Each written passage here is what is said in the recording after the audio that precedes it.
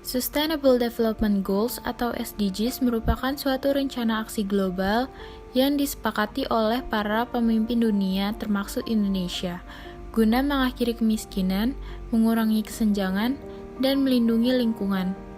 SDGs berisi 17 tujuan dan 169 target yang diharapkan dapat dicapai pada tahun 2030.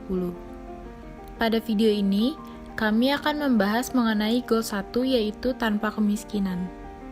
Kemiskinan sendiri masih menjadi problem di berbagai negara di dunia saat ini, salah satunya yaitu di Indonesia. Semenjak pandemi COVID-19 mulai mewabah di berbagai belahan dunia, sedikit banyak pasti akan mengguncang perekonomian dunia saat ini, salah satunya di Indonesia. Pandemi COVID-19 yang tak kunjung reda akan memberikan dampak signifikan bagi perekonomian Indonesia.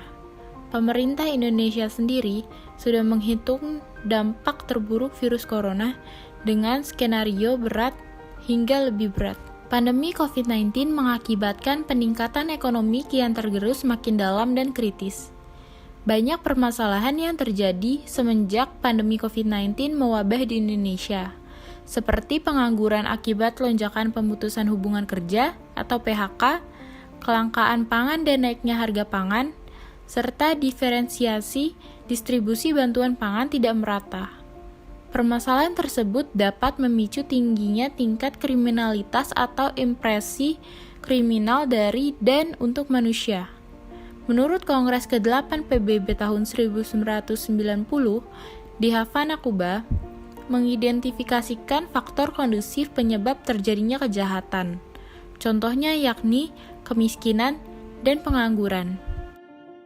Di tingkat blue collar crime atau masyarakat kelas menengah ke bawah yang terkena PHK, kemudian menganggur dan tidak bisa lagi memenuhi semua kebutuhan hidupnya seperti sebelumnya.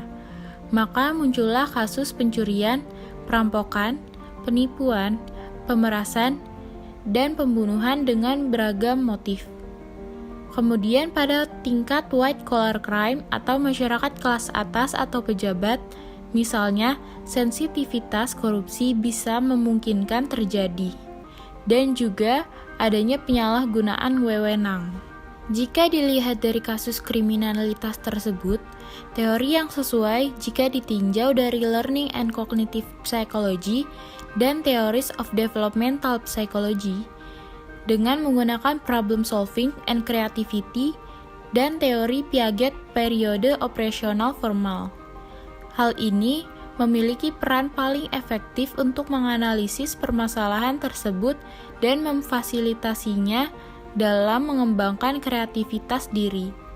Kami akan membuat program rumah kerja kita yang dikhususkan bagi tunakarya ataupun orang-orang yang terkena PHK dari pekerjaan sebelumnya. Salah satu upaya yang kami buat yaitu membuat bisnis makanan dengan memanfaatkan berbagai kemampuan mereka, seperti memasak, membuat desain logo dan packaging, pemasaran, admin, dan lainnya. Komunitas ini juga diperuntukkan bagi orang-orang yang memiliki keinginan besar untuk memulai belajar bisnis. Kami berharap dengan adanya program rumah kerja kita ini dapat membuka kesempatan bagi tunakarya ataupun orang-orang yang terkena PHK untuk mendapatkan pekerjaan dan juga penghasilan guna memenuhi kebutuhan hidupnya.